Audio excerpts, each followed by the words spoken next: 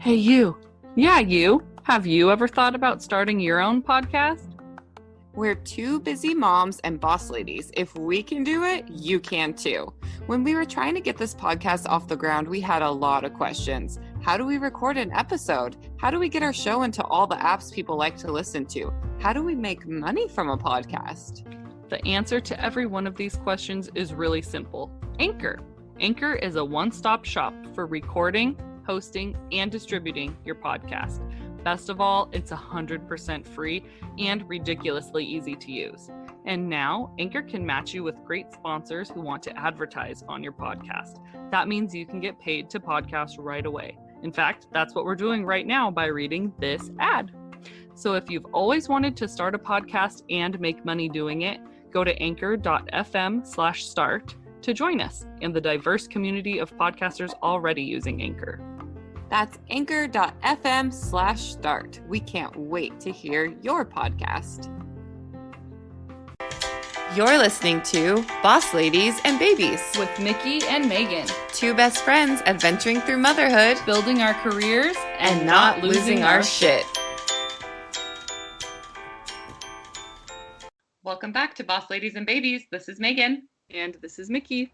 Hello. Hey Megan. Hey, everybody. We're back from spring break. Yes, I know. We're maybe a little bit rusty. I've enjoyed having the break. And right now is actually the real spring break for my kids. So we're recording during the day today. It's sunny. Hopefully you all got some fun family time on Easter. That's like kind of a new thing this year with vaccines and all of that. Did you guys have a good Easter?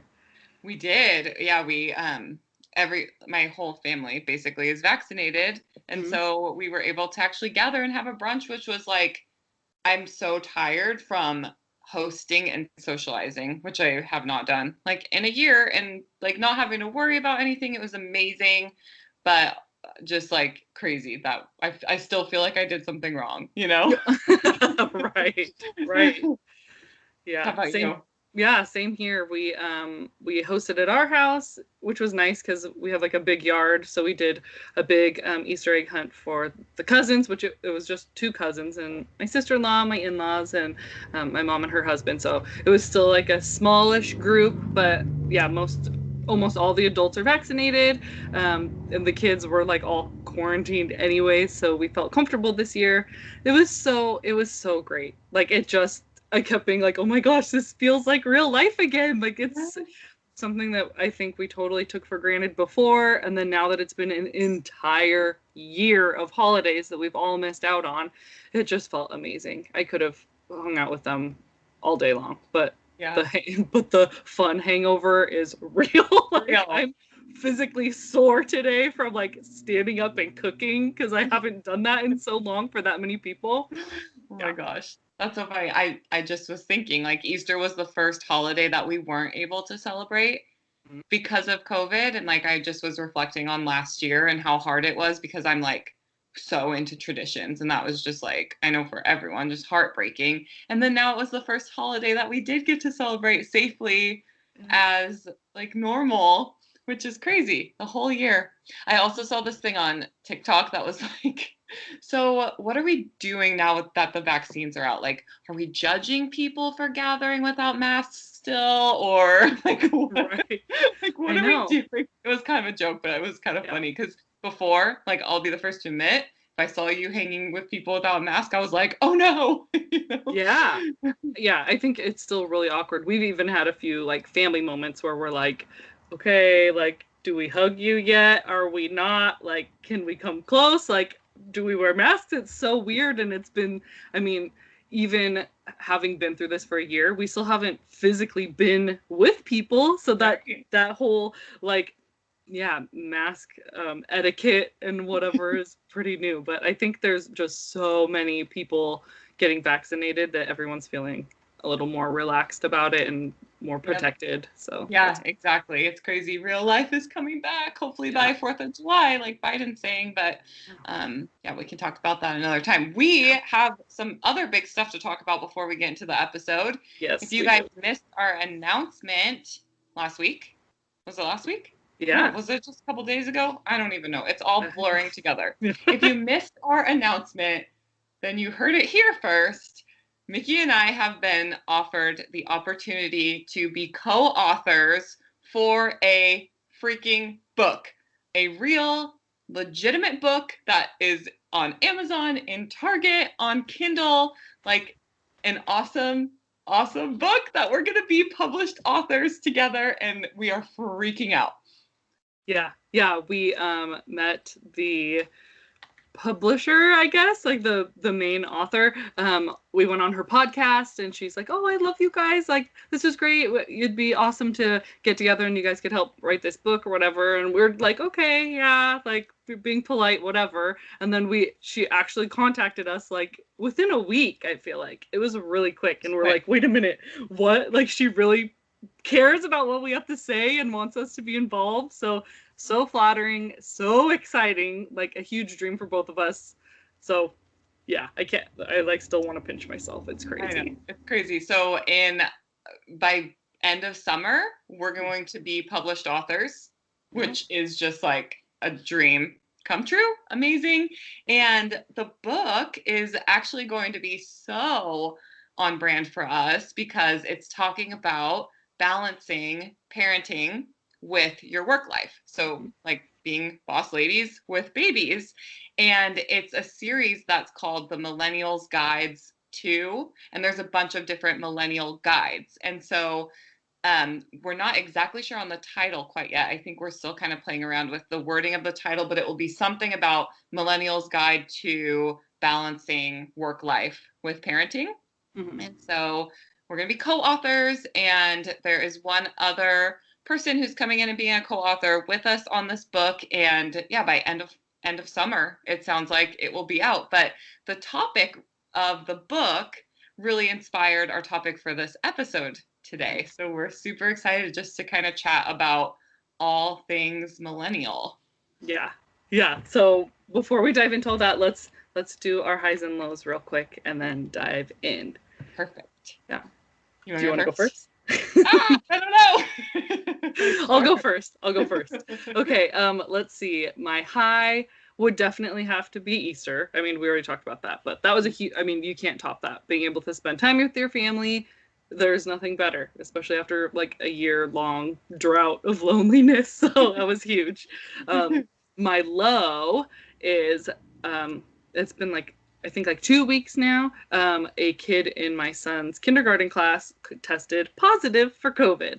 So that was like just, I don't want to say terrifying because I wasn't like really worried about it, but just a big like reality kind of check. Because we've gotten pretty comfortable and we're like, okay, like I've heard of people getting COVID, but I don't really know anyone that's tested positive or anything like that in our little bubble. So to get that phone call from the nurse, it's like, hey, just so you know, someone tested positive. So the whole class had to go on quarantine. My son, like, I've never stayed in my house this many days in a row, like got groceries delivered and dropped off, like did not leave. Like I was like, okay, I don't want to take the risk of, him giving it to someone if he did get it. Which really, I think the chances of someone, even if they did go to school with it, like actually transferring it with the masks and the distancing, I think is pretty low. Yeah. But still. But we took him to get tested. He came back negative. We're all good now, but it was just like, it was bad timing. I found out like at their parent-teacher conferences at school. So I was like, okay, I guess we're finishing this and going home and not coming back for a while. He missed his first week of t-ball practice. It was just like, oh man, seriously, like, of course, the timing. I mean, there's never a good time, but yeah.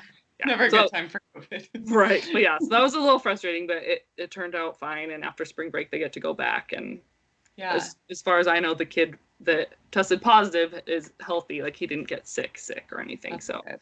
Yeah. That's good. Yeah, that's like a scary reminder that, hey, COVID is still here. And, oh man, yeah, that's very scary. Oh, yeah. I'm glad everyone's good though. Yeah. Yeah, me too. Yeah. All right. Let's see. So my high is, you guys, I got my first COVID vaccine and I get my second one on Thursday. So that's super exciting. I was really, really nervous to get it, but I did it, and it was like, honestly, it felt like a movie, a scene you'd see in a movie.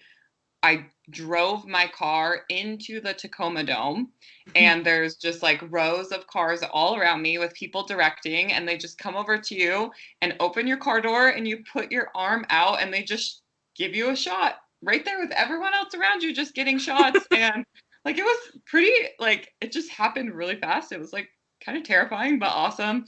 And then they have you drive over to another parking lot and sit there for 15 minutes to make sure you're fine, and then send you on your way. So that was kind of crazy. I get my second one on Thursday, like I said. And so I had my husband take Friday off work because I'm wondering if I'm going to be sick. Like, part of me kind of hopes I'm sick because then I'll feel like it actually was really working.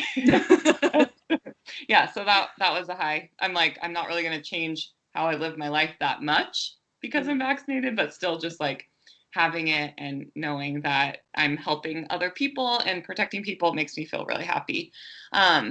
My low is, so the real estate market is insane right now, which is not the low part of this. I have been busier with real estate than I have been in a long time. Last week was the most intense real estate week of my entire career. That's all good too, not the low. It's extremely hard for buyers right now. And I have these amazing clients that we've just had a roller coaster of a situation happen with this one house that they were in love with. We made it to top 2 of 27 offers. That's how intense it is. 27 offers. Anyway, didn't get that one. Finally got them a house. That's great. The low part of this is, though, oh, I should also say I had a listing that came on that went pending in less than 24 hours. Just insane. So the low part of this, though, is that all real estate agents out there are really feeling how intense it is, and they're all being super big jerks. Like, not all of them, but a majority of them are being super big jerks. Like, I've been getting yelled at left and right for things that I just like should not be getting yelled at, and it has been like very frustrating. And I'm trying to, just think to myself, like, everybody's under a lot of stress. It's really hard out there. But like, when my listing went pending, an agent called me the next day and like chewed me out because she had to basically like save her relationship with her client. And I'm like, I'm sorry, like, I'm trying to help my clients. I don't know what to tell you. And just, yeah, buyer's agents have been super rude. It's just been like, it's been hard. So if you are talking to a real estate agent, give them some grace. And also, if you are a real estate agent, like, let's just all give each other grace, because it's been really, really tense out there. Yeah. Oh my gosh. But it's okay. I mean, it won't be like this forever, but yeah, it's just, it's like the wild, wild west out there. Like, it's like not fun anymore. It's just intense. Oh man. Yeah. Well, congratulations on your listing. That's huge. Yeah. That was huge. Yep. Yeah. So, oh my gosh. Yeah. So just be nice to your fellow agents out there. We're all in this together. Yeah. I like that. Anyway. Gosh. Okay. Well, we will get into the main meat of our episode, which sounds disgusting to say. Yeah. I wish I did not say that. But our main point of our episode right after this short break.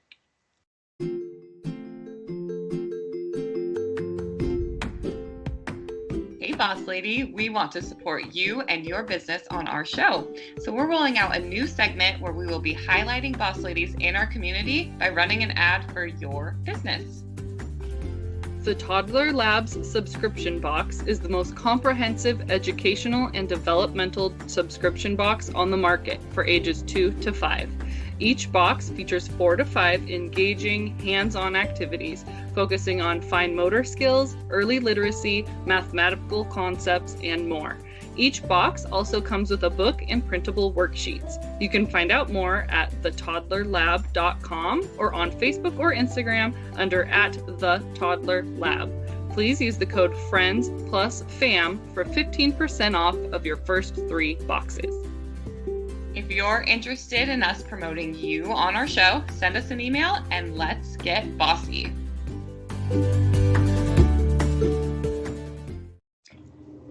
All right.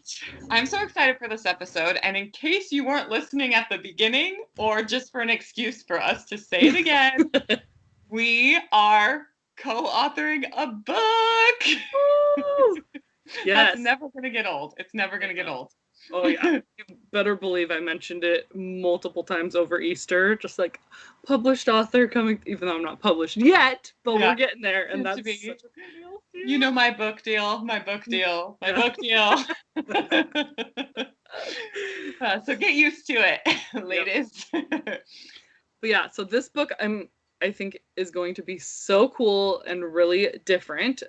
As we mentioned earlier, it's part of a series, the Millennial Guides, and we thought it would be nice to take this week to talk about being a millennial a little bit, because I feel like sometimes being a millennial can get kind of a bad rap, and it's just like kind of a word that has a lot of like stereotypes with it, and I just thought we should talk about it a little bit today. Love it. Yeah. So first, I thought we should figure out what exactly is a millennial. So I looked it up because I'm like, or is this person a millennial? Like, aren't they a little young? What is it like exactly? So technically, millennials are born between 1981 to 1996. That's the general accepted years for a millennial. So we are right in there, firmly in there. Yeah. So it says most millennials are the children of baby boomers and early Gen Xers. So nice.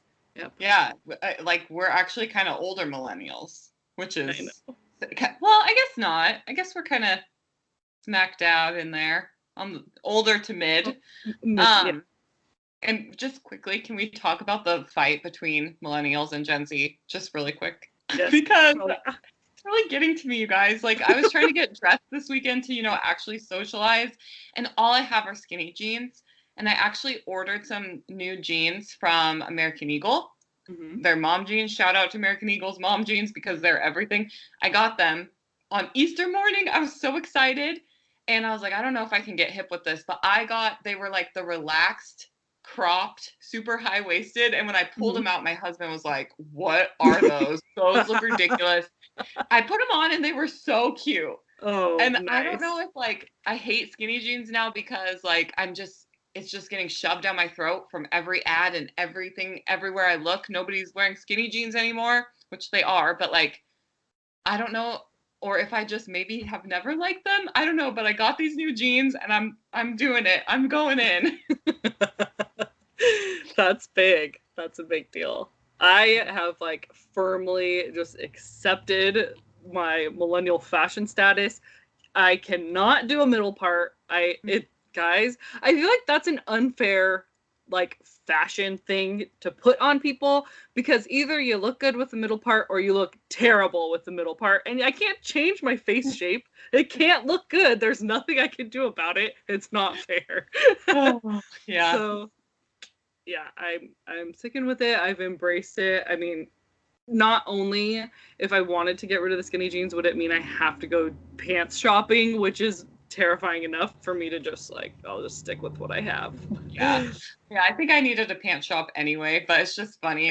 It's just funny how the subconscious works. It's just now I feel I don't know. I don't feel like I have to be younger like a Gen Z, but just the trend of fashion changing, it's just so weird. And we were talking about it with my mom, and she's like, well, I don't care. I'm wearing skinny jeans no matter what. And it's it's different for us as millennials because we have never been the old generation. This is the first time that somebody is coming up younger than us and saying you're old now.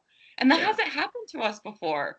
Yeah. And, thinking about laughing about the old moms or whatever that used to wear Hollister or American Eagle or whatever, and how it kind of always just looked like they were trying too hard because it's you're too old to really be wearing that, just you know. And now are we that but at the end of the day, we should all who cares how old you are or what you're wearing? We should all just be wearing whatever we're comfortable wearing, and honestly, who cares how old you are? Yeah. I'm also, the weird thing to me is I feel like I always assumed that our generation would grow up and stay cool, Like, because I feel like the generations before us, like their music tastes and stuff were drastically different. Like we grew up listening to some like hardcore stuff that like our parents did not listen to. Like, what are you listening to? Cover your ears, that kind of stuff. Yeah. Like we grew up with that. And so we're already like, I feel like it's a little cooler in that sense. I mean, whatever your music taste. Yeah. And then yeah, with the fashion and everything, I don't know. I never expected them to be like, no. Like you guys, I don't want to hear about boy bands anymore. I know. What? Are you serious? Yeah, it's weird. It's weird getting old and being told that you're getting old. Yeah, that's the hardest part, I think, is being told that you're getting old. Yeah. Yeah, because like I said, who cares? Wear what you want. Wear what you want. Wear what you want. Right. Yeah, yeah. So I thought it was interesting. I kind of wanted to talk about all of these like industries that millennials have killed, because I feel like, again, I just kind of think of millennials as being kind of like this new age of adults, because there's still a lot of us becoming adults now, or I guess, you know, very young adults. And we're like, I think a majority of the workforce right now, I would think that, you know, that age chunk. There's so many things that we do differently now from when our parents were, you know, the adult generation. Right. So I got a list of some things that apparently millennials are killing the industries of, and I thought we could talk about them and talk about why. Because I also heard just that there's like a stereotype that millennials are like really narcissistic and like, I don't know, think they're too good for a lot of things, or maybe lazy. I read a lot of like people thinking that they're lazy. So I'm excited to debunk those myths, because I completely disagree. Yes. Ooh, I like this. Okay, I'm so excited. Okay. So the first thing was cereal. So apparently millennials are just buying a lot less cereal. And one of the like ideas the boomers had for why they think we're not using cereal is I actually heard that they think that it's too much work for millennials, because they're going to have to wash a bowl and a spoon afterwards, and that's just too much work. So really, I honestly think that it's just because I feel like health food wise, there's just so much more information out there now. So people are just a lot more health conscious, and sorry, I don't want to eat like a bowl of sugar for breakfast every day. That's like we know now, and you can't go back once you know. Yeah, I agree. And I feel like as far as inconvenient with cooking goes, like I feel like millennials are like, if anything, like much more bougie in the kitchen. Like, yeah, maybe we found like quick, convenient things, but also like we'll take time to cut open and slice up an avocado, right? To get a perfect avocado toast. Like that's a lot harder than pouring a bowl of cereal. You know what I'm saying? Like, I think just like, I would say that there's probably a large portion of millennials who don't drink milk, like regular cow milk, and just like don't eat high fructose corn syrup. So bye cereal. Yeah. Yep. Yeah. Don't let the door hit you on the way out. The next thing involving food was casual dining. So apparently there's been a really big decline in sit-down restaurants, more like chain style restaurants, I would say, not just because of COVID, because that of course, but that there's just a lot less people, due to the millennials, going out and sitting down and eating dinner more often. And so one point that was made is that in general, I think millennials were still looked at that we're all so in debt for the most part. Like the millennials have so much student loan debts. The housing market is insane. Like we just don't have as much money to spend on going out to eat as much. And when we do, again, that health focus comes into play, and not everyone wants to go to Applebee's. Like if you're going to go out to a date night, maybe save up, and they're wanting to go to more like local places or a little more like upscale health food places, or there's like a big increase in like convenient health food, like locally sourced, like Chipotle kind of restaurants. that are like healthier, fresh ingredients, that kind of thing, which totally makes sense because even I'm not super health food conscious or anything, but we don't even go out and eat at like chain restaurants very often at all. Besides Red Robin, like for birthdays and stuff, that's about it. Yeah. Well, like pre-pandemic, if I was going to go out and spend money, I would rather spend it at like a mom and pop type restaurant. And I do think that millennials are pretty fiscally responsible. And I don't know if it's like because how our parents raised us to be that way, or if it is because of like student loan debt and the housing market and all of that. But I do feel like millennials are pretty conscious about their money and where it's going and making sure that it's going somewhere meaningful. And also, like if you can easily make a charcuterie board with a bottle of wine at home, like sometimes that's way more fun than going out for casual dining. I don't know. So I could definitely see not anything to do with the money thing even necessarily, but just being like, I don't know. But I've been home for so long at this point. I don't know. Maybe if we talked about this a year ago, I'd have a different opinion. Yeah. I know it's a hard time to go through these. So I'm like, okay, can't blame millennials for killing these things because COVID has destroyed everything. So. Right. Next was department stores. So let's let you go first on this. What do you think about like department store shopping? Do you do a lot of department store shopping? Did you before the pandemic? Before the pandemic, I think I did before the pandemic. Because I like to try things on before I buy them because I have such a weird, like my body's like 85% legs. Like, just makes sense to try stuff on, but like now I don't think I'll ever try something on again because of COVID. So pre-pandemic, I did basically no clothing shopping online. Now almost 90% of my clothing shopping's online. Yeah. I also had never bought clothes online.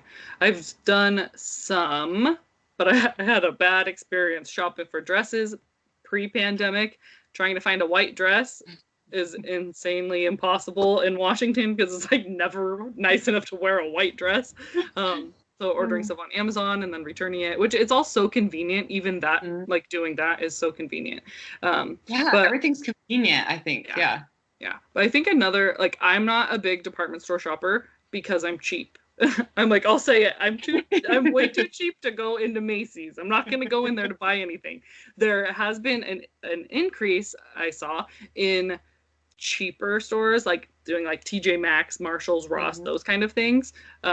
Just because, again, like with the money debt issue for millennials, I guess they're either spending less on clothing or they're wanting that money to go towards more like sustainable clothing and organic fabrics and that kind of thing, and more even like thrift shopping because it's more, recycled, better for the environment, that kind of thing. Right.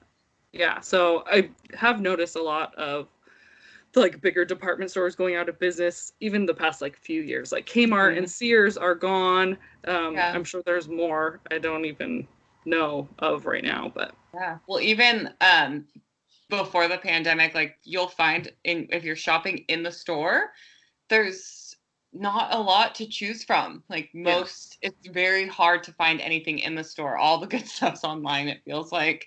But I do have to just say, Express has been an amazing place to order clothes online. They always have like huge sales, really high quality clothing. I know this episode is not about that, but I just have to give them a little shout out because that's where I've been ordering a lot of my clothes online from.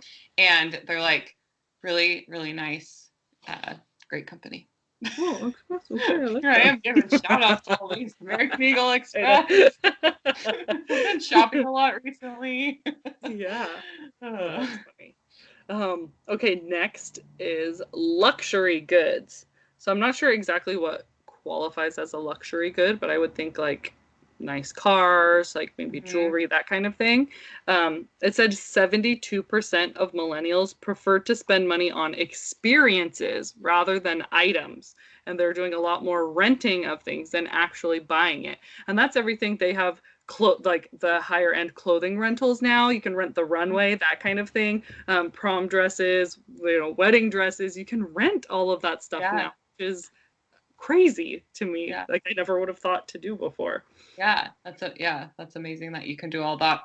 I 100% am on board with the experiences instead of items. Like for years now, my husband and I do gifts for each other as experiences rather than like physical gifts for birthdays, Christmas, everything. We love to do experiences together.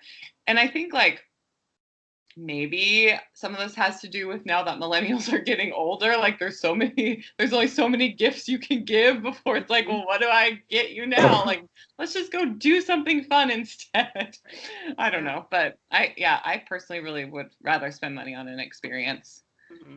Yeah, I think even as a parent, like, I don't know, I feel like maybe when we were kids, one, there wasn't as much variety in toys. Right. Like, there just weren't as many options as there are now. They were maybe a little better quality, especially for generations before us, like wood toys, like real wood, stuff that's gonna last like forever. And now the market is just so saturated with disposable plastic garbage. Like really, there's so much. My kids have so many toys that have just broke, and they're not like super rough kids either. Or they're just things like, oh, these little things are fun for a month, and then out of sight, out of mind kind of thing. And there's not as much value placed on belongings anymore because there's so much you could buy for cheap, and it's just not as meaningful and convenient, readily available. Just like, I mean, you have an idea and it will be at your doorstep the next day. Like it's just not, it's not as meaningful. Yeah.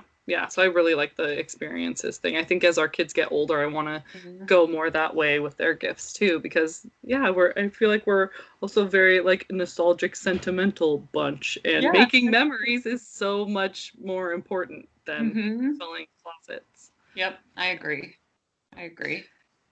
Let's see. The next is cable TV, which I know. I'm like, you are welcome if we're killing that industry, because what a racket, right? Like, there's so many streaming services available now. Like, so many coming out that I don't even know about. But it's cheap. Like, it's so cheap to be able to, even if you just have Netflix, like, that's so much of your life on demand right there for like what, $9 a month or something. Or that's what it was. I don't even know what it is now. I think it's about that much too. Like the subscriptions are real though. I have no idea. Just money comes out. Right, I do have to say though, like, did we kill Blockbuster? Because I'm like pretty upset about that. Yeah, I don't know. I mean, maybe I don't want to personally like take responsibility for that, but I mean, you can't beat the convenience of Netflix. Even when it was them mailing you DVDs, that's so much more convenient, unless you live behind Blockbuster, which we both did for a minute. That was pretty cool.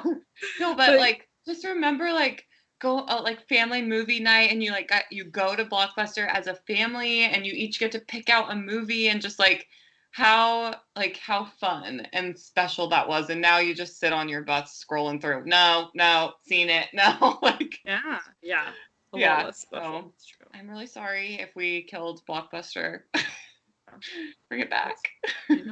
And really DVDs in general. Like, when's the last time you bought a DVD? Never. And now we have like binders full of DVDs that we've had, and I'm like, what are we even gonna do with these? I can watch all of this on Netflix, and I don't have to get out of bed and put in a disc. Like, and CDs too. Like, man, I know. Oh, it's like good and bad. It's I have to say, with CDs, I remember for like my husband's birthday or something, and it was only like maybe 2 or 3 years ago. I was like, okay, there's this new Drake CD CD coming out. I'm gonna go get him the actual CD. And so I like went into Best Buy, and I'm like looking around, and I like had to find a salesperson, and I was like, hey, where are the CDs? And he's like, the like blank CDs. And I'm like, no, like music CDs. And I was like, yeah, music. And he was basically like, he looked at me like I was crazy and was like, yeah, we don't carry those, like, CDs with music on them. I was like, what? I left and I was like devastated because one, I felt like I was 90 years old. I was like, how did an entire like industry move out of that store without me knowing? I just don't have them now? That's so weird. Yeah, so where do you get a CD? Online?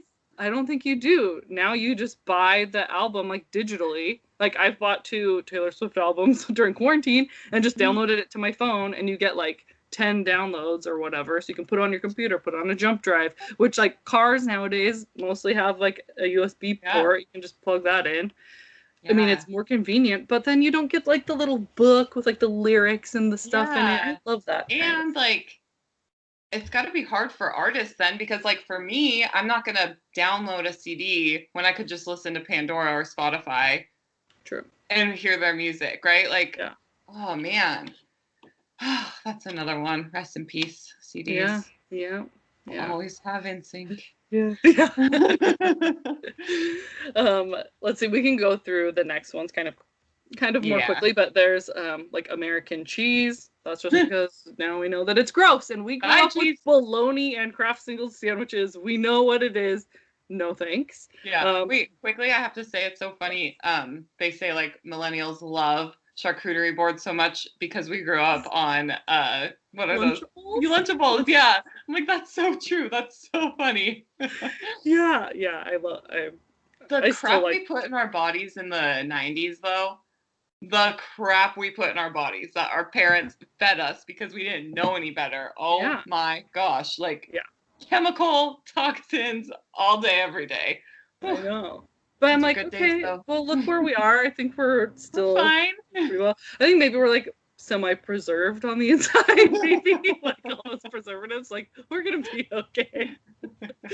The other thing was beer. So there's like a little rise in micro beers, or micro brews, but for the most part, spirits and wine has gone up a lot. And I think that's because there are so many food allergies, food sensitivities. Like, could it be gluten from the chemicals we put in our bodies all throughout the 90s? I mean, yeah. So gluten intolerance, like, that mixes out most beer. So that would be a huge hit. And there's so many more allergies now, I feel like. Yeah.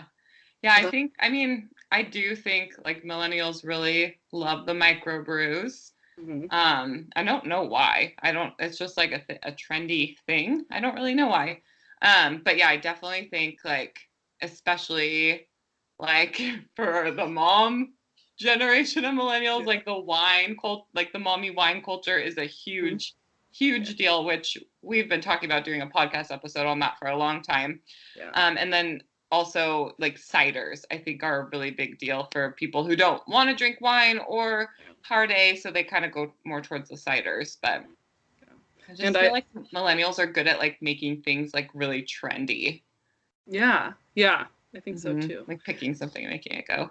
Yeah, and I also read that in general, millennials drink less than former generations, which I thought was really interesting. That is like, interesting, isn't it? Not like the ones I know. Millennials drink all the time. Like, I feel like that's I thought that was interesting. But I don't know if that one's true or not. Yeah, so there's a few other little things like diamonds, pet food. We're making our own pet food. Who cares about diamonds? Blood diamonds. Like, we have, better things to do with our money than buy diamonds, I guess. But the big thing that I thought we should talk about is marriage and parenthood, because apparently there's a lot of millennials that aren't getting married, which is a huge change, obviously, from generations past. So it said only 44% of millennials were married, and this was in 2019, back in the good old days. So compared with 53% of Gen Xers, 61% of boomers, and 81% of the silent generation, which is the generation before that, at a comparable age. So that's not surprising to me at all. I have theories about this.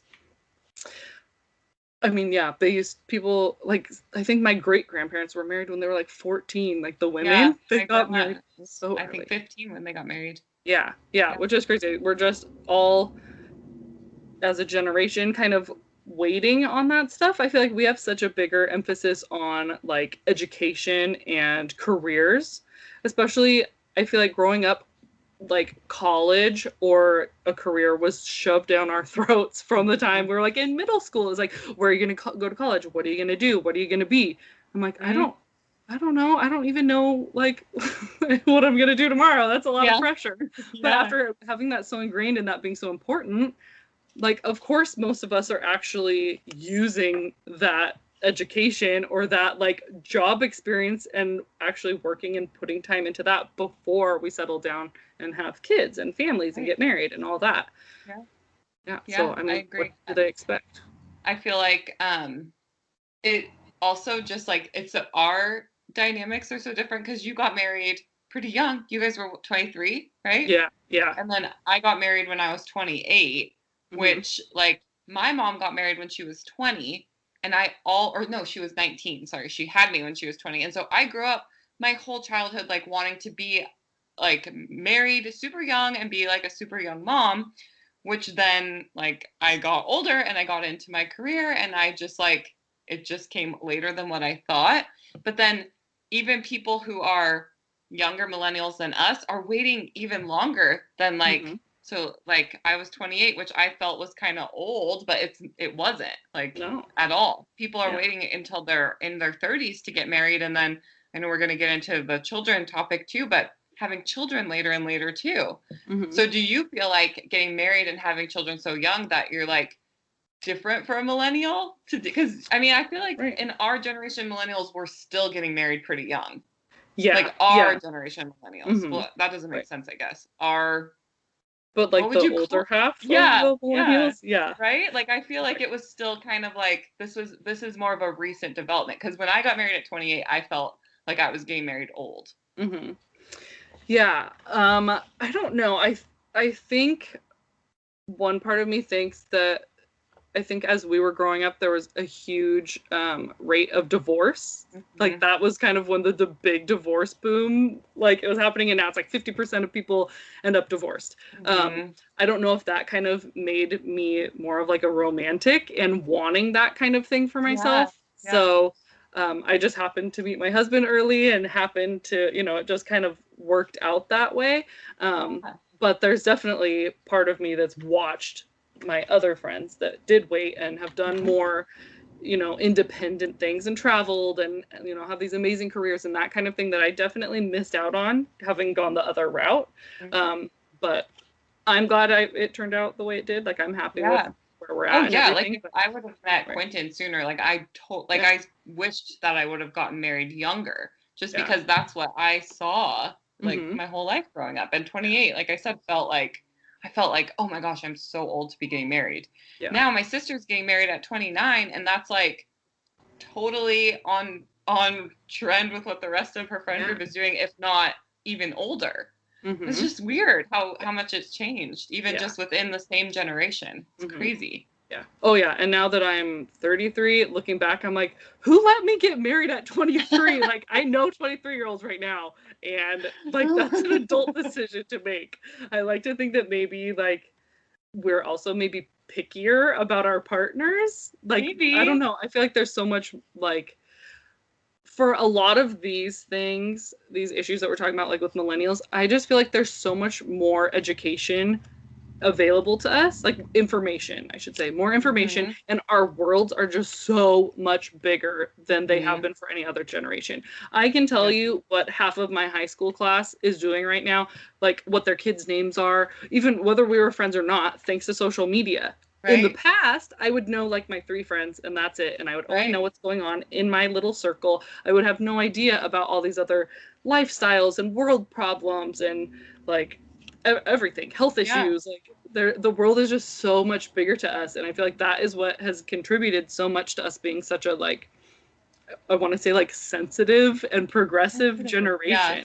Yeah. I do think, yeah, we're very sensitive. We're a very sensitive generation. And I don't personally think that's a bad thing. Right. I mean, I feel like we're extremely emotionally intelligent, which is a skill that is not just like natural for Mm-hmm. people. You know, I feel like that's something that I feel like millennials had they just had to learn how to be that way because the world was changing so rapidly around us that we had to learn how to be that way. And I would say like majority of millennials are pretty in tune with that kind of stuff. Do you agree? Yeah, Yeah. definitely. Yeah. Yep. You know, it is like, I feel like sometimes I just kind of am like tiptoeing around what I'm saying a bit too, because things are continuing to change so quickly around us, and it's really hard to like, I just want to make sure that I'm not upsetting any millennials or like anybody who's listening. Like, right. You know, you have to be so careful because things really are changing so quickly, and with that comes people being sensitive, just like we all are. And so I think just as long as we all continue to have open minds and like are just aware of the things that we say and do, then that will, you know, that's helpful. But yeah, I just saw a meme on Facebook the other day that was like, are we really that like easily offended or sensitive or whatever, or are we as a generation just like not putting up with crap anymore? Like, yeah, we're gonna speak out if you're doing something kind of racist. Like, that stuff's not okay anymore. I mean, it never was, but we're more comfortable speaking out about it, and like surrounding ourselves with communities that are like-minded and comfortable, you know, speaking out even about like mental health issues, you know, racism, sexism, all of that kind of stuff, genders, everything. Yeah, and I think like if we weren't such an emotionally intelligent and aware and sensitive generation, like I don't know, maybe just because I am a millennial, but I feel like millennials are really taking the charge on speaking up, and especially like with everything in the pandemic, just like taking the charge of being really socially responsible and being really, really anti-racist and just leading the way for that it's okay to speak up and it's okay to like put yourself out there even if people don't agree with you. And I don't know, do you think I just think that because I am a millennial, or do you like, you're a millennial too, so it's hard to say, but do you feel like we've kind of led the charge on that?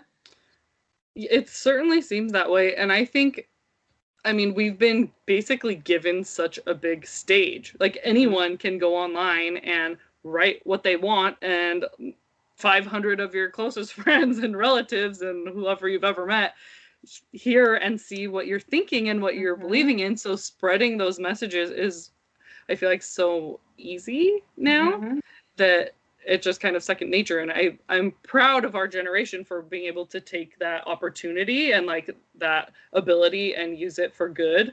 Yeah. It's not always good. Yeah, exactly. Like we've all worked so hard to build these like platforms and grow followers and, you know, get our names out there and have people know who we are. And it's like, this 2020 proved that it wasn't for vanity only, right? Because now all of us with platforms are able to come on here and say, this isn't okay. This person said this, that's not okay. You're doing this and it's not okay. And we have these platforms that we can actually say that. Like, I think back to last May when we did our podcast blackout. And I mean, in what world would we be able to just get on a microphone and put a message out there that we are anti-racist and we do not support anybody who condones this kind of behavior to an audience of people? Like, it's crazy that we're able to do that. But yeah. Yeah, I agree. It's pretty cool.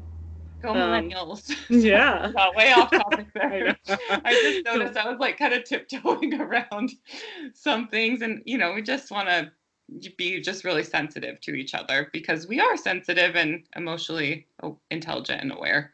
Yeah.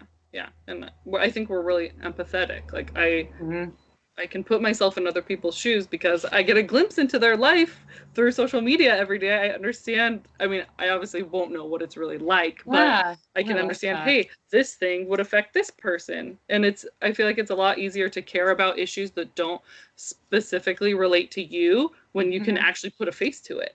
Yes. You know? Oh my gosh. Yeah, I never thought of it that way. I like that. Yeah.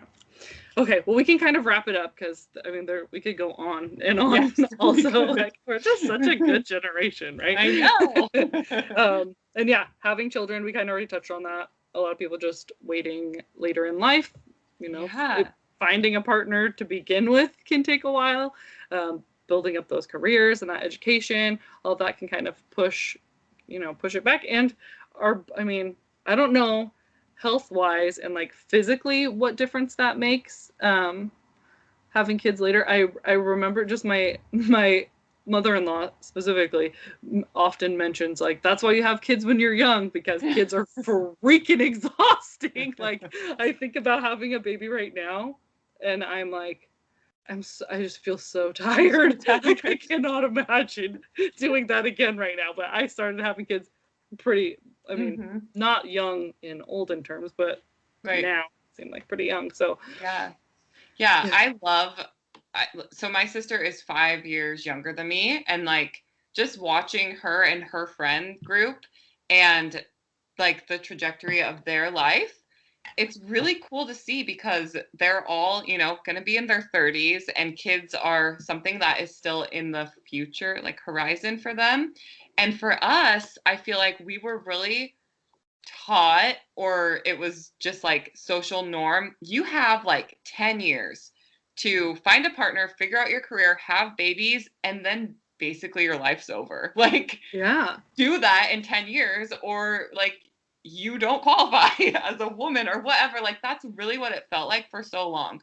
Like, you have to cramp this all into 10 years of your life, or too bad. And I feel like that has just been shattered now. And it's just like a liberating feeling, because I'm 33. I had Nora when I was 30. I was about to turn 31.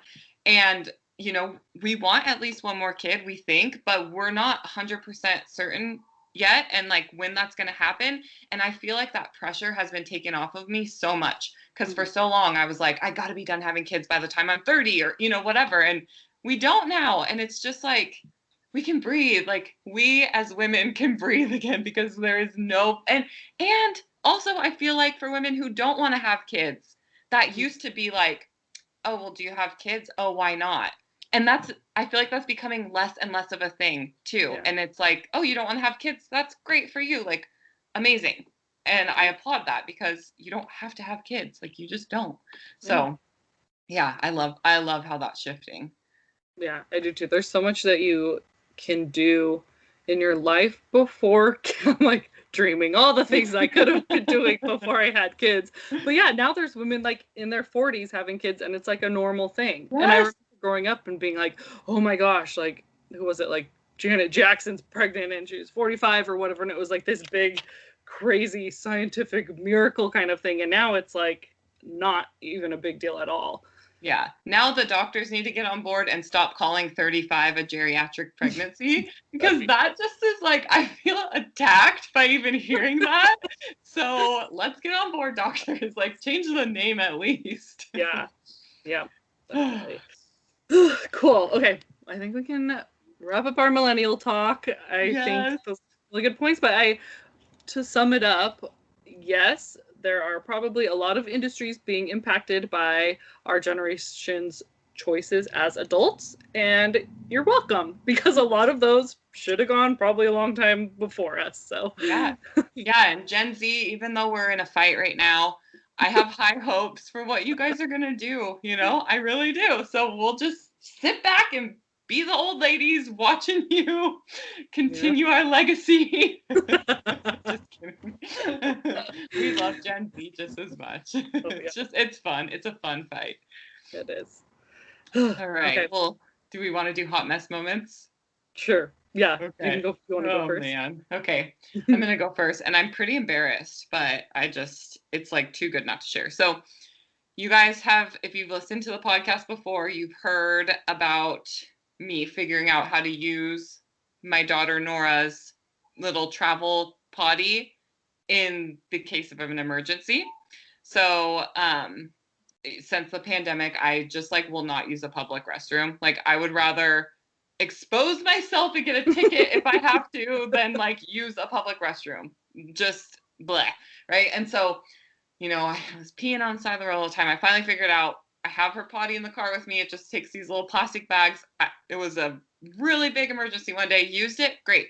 So I'm excited about that, right? I know in a worst case scenario, I don't just do it for fun, but I know in a worst case scenario, I'm gonna pee my pants if I don't pee right now. I have her potty. So, I've done it maybe 2, 3 times, right? I pee a lot. I drink a lot of water and coffee and whatever. Bladder's not what it used to be,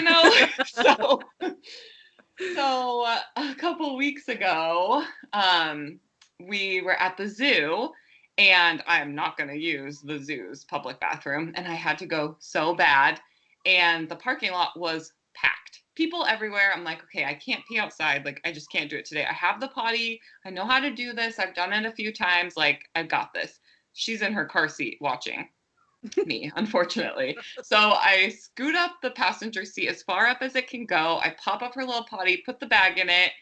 I'm like, okay, yep, mommy's using your potty. This is funny, huh? Ha ha ha. And I pee. And next thing I know, I realize I was parked at some kind of angle.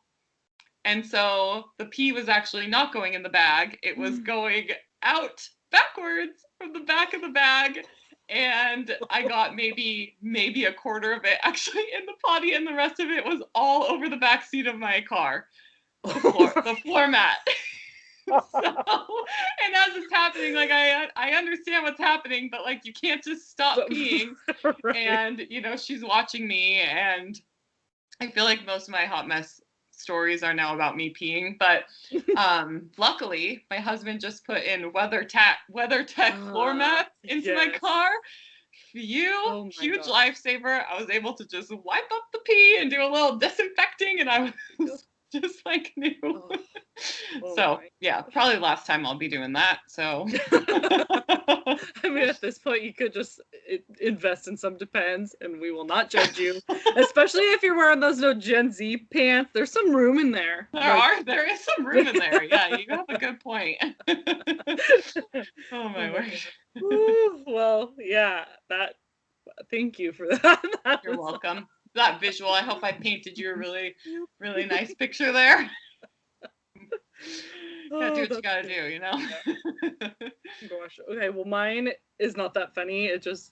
I don't get out much anymore, and so being out in public and being embarrassed, like, I thought I would share. So I had to take our cars to get oil changes, and so I take my van. I've got the kids in the back seat, and you get to stay in your car now and just pull in. They change your oil and you leave. It's all cool.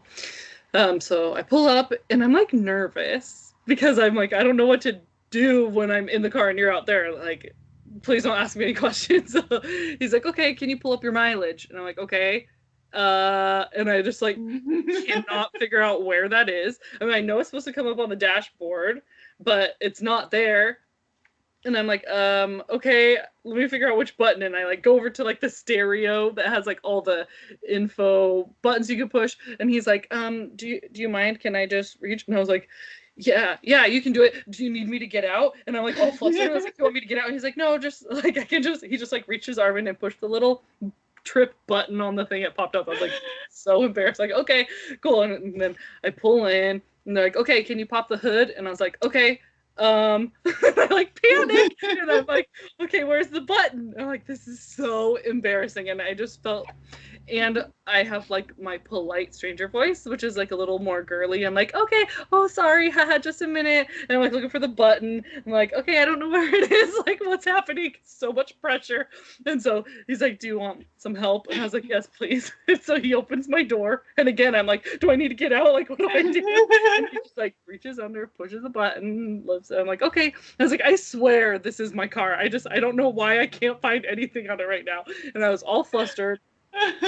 And then afterwards I had to have them reset my oil gauge thing, and I'm I don't know how to do that, can you please do it? And I just sit back, and I'm like, please just do it for me. I don't know what I'm supposed to push. So embarrassing. Yeah, so I just felt very old, and just that old lady who just doesn't know her shit, ditzy, oh, I've never touched my own car before. I've changed my own tire on that thing by myself. I don't know why. I don't know where the freaking button is for the trunk. So, yeah, felt like a hot mess. Really embarrassing. I'm just thinking, we're when we were younger, that would have been oh, cute and ditzy. But now we're at the age where it's old lady. Oh man. And I was I hope he doesn't think that I Stole this car. Yeah, I went and stole a dirty ass minivan. Minivan. I don't think I had to worry about that. Oh man, that's so funny. Oh my gosh, that's so funny. So I could have been there. Yeah. Awesome. Well, I have really, really loved this episode. This has been a fun topic. And as you guys know, with our book coming out, we'll be talking a lot more about millennials and just coming up with some helpful ways to balance being a boss lady or a working millennial with children. So we're going to keep you guys posted every step of the way as we are creating this book on our way to being published authors. And we're going to be talking about it a lot. So if you have ideas or suggestions, let us know.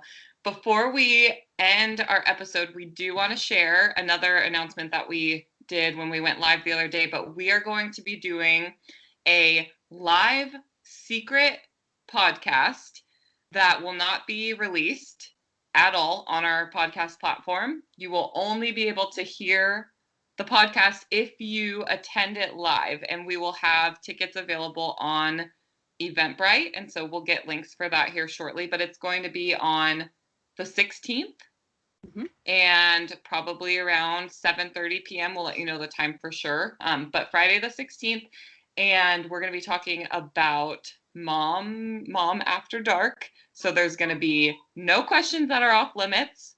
You can submit your questions anonymously. You can send us your hot mess moments. This is going to be a fun, exciting, taboo, kind of different episode than what we've ever done before. Yeah. And so we're really, really excited to do this. And the reason why we're doing it is, one, we've just been talking about doing something like this for a long time, but also we are trying to raise a little bit of money for our publishing costs for our book.